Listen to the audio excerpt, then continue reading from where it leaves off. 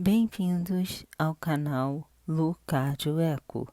Meu nome é Luciane Martins, sou médica cardiologista e hoje iremos falar a respeito da doença das artérias carótidas.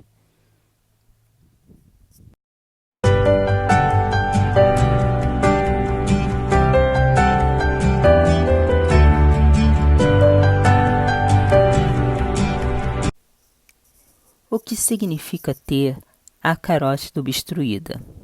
As artérias carótidas são os principais vasos sanguíneos no pescoço, sendo responsáveis pelo fornecimento de sangue para o cérebro, pescoço e face. Existem duas artérias carótidas, uma à direita e a outra à esquerda. A estenose de uma ou ambas as artérias carótidas ocorre quando o interior do vaso torna-se estreito ou obstruído, reduzindo de forma relevante o fluxo de sangue em direção ao cérebro. A obstrução da carótida, seja ela parcial ou completa, é um importante fator de risco para o acidente vascular cerebral, ou AVC, também chamado popularmente de derrame. Até 20% dos acidentes vasculares cerebrais têm origem na carótida.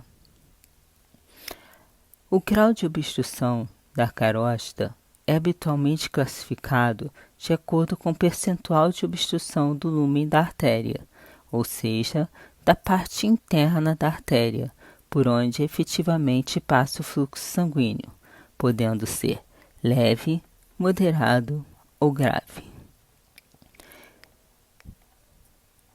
Cerca de 2 a 5% das mulheres e 2 a 8% dos homens com mais de 60 anos apresentam obstrução da carótida em grau moderado ou grave. Quanto mais grave for a obstrução da carótida, maior o risco do acidente vascular cerebral. Mas o que são as artérias carótidas? Antes de seguirmos em frente com as explicações sobre a estenose da carótida, é preciso ter em mente uma noção mínima da anatomia das artérias que nutrem o cérebro e da importância das artérias carótidas. Vou tentar resumir ao máximo, fornecendo apenas informações que serão relevantes mais à frente. O fluxo de sangue do cérebro é fornecido por dois sistemas de artérias. Primeiro, o sistema carotídeo, que nutre a região anterior do cérebro. Segundo, o sistema vértebro-basilar, que nutre a região posterior do cérebro. A artéria carótida comum esquerda nasce da artéria aorta, ascende pelo pescoço e bifurca na artéria carótida externa esquerda e artéria carótida interna esquerda. Já a artéria carótida comum direita nasce no tronco braquiocefálico, ascende pelo pescoço, bifurca em artéria carótida externa direita e artéria carótida interna direita. As artérias carótidas externas são mais superficiais e respondem pela revascularização do pescoço, face e do couro cabeludo. Já as artérias carótidas internas entram para dentro do crânio e vão vascularizar o cérebro. A maior parte das estenoses surge na região de bifurcação, ou seja, onde as artérias carótida interna e externa se separam, e na porção extracraniana da artéria carótida interna, ou seja, na região anterior à artéria entrar no cérebro. A maioria das pessoas com estenose carotídea não apresenta sintomas até que as artérias se tornem severamente obstruídas ou um trombo se forme. Portanto, a maioria dos pacientes permanecem assintomáticos durante vários anos, até o momento em que subitamente sofrem um AVC ou um ataque isquêmico transitório, chamado popularmente de mini-AVC. O ataque isquêmico transitório é um quadro de isquemia cerebral transitória, que surge quando o fluxo sanguíneo para uma determinada área do cérebro é interrompido por algum tempo e logo depois é restabelecido. O ataque isquêmico transitório é chamado de mini-AVC, porque ele apresenta os mesmos sintomas do AVC, mas com curta duração. Em geral, os sintomas duram alguns poucos minutos até algumas horas.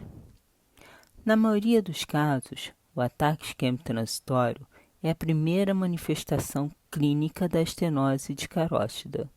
Entre os pacientes que sofrem AVC pela obstrução da carótida, cerca de 50 a 70% já haviam apresentado um quadro de ataque isquêmico transitório previamente. Os outros quadros de estenose da carótida de moderada a grave intensidade, mais de 50% de obstrução, são aqueles que apresentam maior risco de se tornarem sintomáticos. Nos pacientes que sofrem AVC, os sintomas costumam estar relacionados às áreas cerebrais nutridas pela carótida interna. As apresentações mais comuns são perda da visão, parcial ou completa, em um ou dos dois olhos, que pode ser temporária ou permanente. Perda da força em metade do corpo. Perda da sensibilidade em metade do corpo. Alterações da fala. Incapacidade de executar tarefas motoras mais precisas. O sopro carotídeo. O sopro carotídeo é o único sinal que pode ser identificado no paciente com estenose da carótida, ainda na fase assintomática. O sopro surge pelo turbilhonamento do sangue ao passar por uma área de estenose arterial e pode ser identificado através da ausculta da carótida com estetoscópio. O sopro ajuda, mas ele não é suficiente para estabelecer o diagnóstico se o paciente não tiver sintomas. Cerca de 15 a 20% dos pacientes com lesão moderada a grave da carótida podem não ter sopro e até 1/3 dos pacientes com sopro não apresentam estenose relevante na carótida. Por outro lado, se o paciente tiver sopro e sintomas de AVC ou ataque isquêmico transitório, a chance dele ter uma estenose de carótida moderada a grave é de até 75%. Quais são os fatores de risco para a doença da artéria carótida?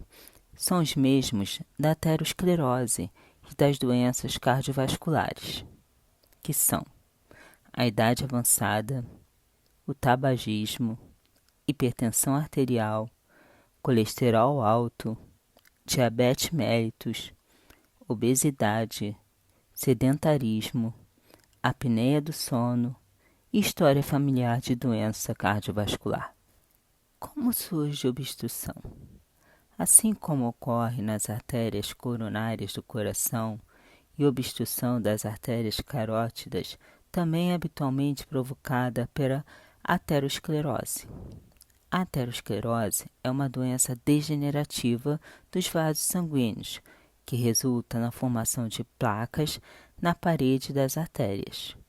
Essas placas são compostas por células necróticas, colesterol e cálcio, e além de reduzirem o lumen das artérias, também as tornam mais endurecidas. 3 mecanismos podem ajudar a ocorrência do AVC, quando uma das artérias carótidas apresenta aterosclerose avançada. Primeiro, obstrução do fluxo sanguíneo por uma estenose grave. Se as placas de colesterol forem grandes o suficientes, elas obstruem a passagem do sangue e causam uma isquemia no território cerebral nutrido pela carótida obstruída. Segundo, trombose da carótida. A região da artéria acometida por aterosclerose é mais propícia a formar trombos, mesmo que a estenose não seja muito grave. A formação de um trombo por cima das placas causa entupimento súbito da carótida e pode provocar isquemia cerebral. Terceiro, embolia. O trombo formado por cima das placas de ateroma pode soltar pequenos pedaços, chamado de êmbolo, que viajam com o sangue em direção ao cérebro. Ao chegar nas artérias cerebrais, que apresentam menor calibre que as carótidas, o êmbolo pode ficar impactado, provocando uma súbita obstrução do fluxo sanguíneo dessa artéria cerebral.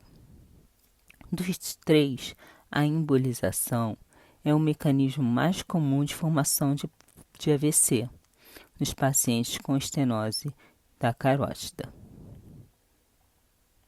Buscando ajuda médica.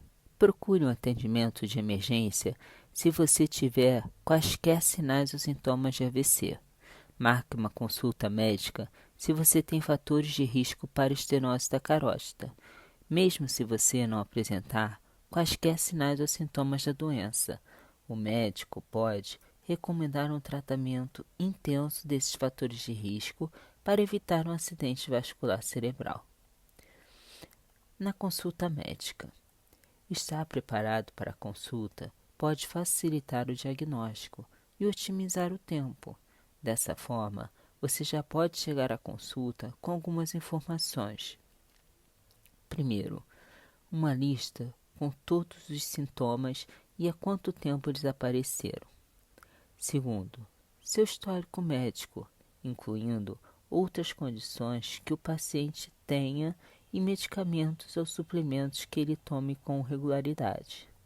Terceiro, se possível, peça para uma pessoa te acompanhar. O médico provavelmente fará uma série de perguntas, tais como: quais sintomas você tem? Quando seus sintomas surgiram pela primeira vez? Como é sua dieta? Você fuma? Você pratica exercícios físicos? Sua família tem histórico de AVC ou de aterosclerose? Você tem diabetes? Você tem um AVC antes? Diagnóstico. Habitualmente, o diagnóstico da estenose da carótida é feito através de um exame de imagem. Os mais comuns são ultrassonografia com Doppler, angiografia por ressonância magnética, angiografia por tomografia computadorizada. Das três opções acima, o ultrassom com Doppler é o exame mais simples, barato e de mais fácil realização. Sua sensibilidade é de cerca de 70%. A cada 10 pacientes com estenose, o exame consegue identificar corretamente 7 pacientes. Pacientes assintomáticos. Na população assintomática e com cerca de 65 anos, a prevalência da estenose carotídea grave, acima de 70%, é baixa, apenas 2 a 3% nos homens e 1% nas mulheres. Por isso, não costuma ser indicada a realização desses exames de imagem em pacientes sem sinais e sintomas. O Colégio Americano sugere que o rastreamento seja feito nos pacientes assintomáticos somente se eles apresentarem uma das seguintes condições: sopro na carótida, doença arterial periférica, doença coronariana, aneurisma da artéria aorta ou mais de 2 fatores de risco para aterosclerose. Pacientes sintomáticos. A ultrassonografia com Doppler das artérias carótidas é recomendado dentro das primeiras 24 horas após um quadro de ataque isquêmico transitório, perda da visão unilateral ou AVC no território carotídeo. Sintomas menos específicos, tais como tonturas, vertigens ou sensação de desmaio não são sintomas típicos de AVC, originados nas carótidas, e não servem como indicação para a realização do Doppler. O tratamento. O tratamento começa pelo combate aos fatores que provocam o aparecimento e progressão da doença, como controle da pressão arterial, controle do diabetes, do colesterol alto e parar de fumar. Medicamentos antiagregantes plaquetários, os que afinam o sangue, e as estatinas também são usadas. Para os pacientes com estreitamento moderado e sem histórico de AVC, a escolha usual é o tratamento medicamentoso, mas para os pacientes onde o estreitamento é mais severo, o ideal é corrigi-lo. Isto pode ser feito de duas maneiras: pela cirurgia convencional, a endarterectomia, ou angioplastia com stent. Na cirurgia convencional, o paciente recebe usualmente anestesia geral e o cirurgião vascular faz uma incisão, um corte, no pescoço e remove cirurgicamente a placa de dentro da artéria carótida. Assim, o sangue volta a fluir normalmente pela artéria e o risco de AVC diminui subitamente. É uma cirurgia que costuma levar de 1 a 2 horas e com resultados muito bons quando adequadamente indicada. Angioplastia com stent. Na angioplastia com stent, o paciente recebe usualmente anestesia local e às vezes uma leve sedação, e o cirurgião vascular faz uma punção, uma perfuração numa artéria da virilha, chegando por meio de um cateterismo até o pescoço, assim como é feito no cateterismo coronariano. Uma vez perto da lesão, coloca um stent, ou seja, uma malha metálica que dilata o estreitamento da artéria, fazendo-a voltar ao tamanho normal. Da mesma forma que a cirurgia, o sangue volta a fluir normalmente e o risco de AVC diminui substancialmente. A angioplastia costuma durar entre 25 e 45 minutos e tem resultados igualmente bons quando executados por médicos experientes.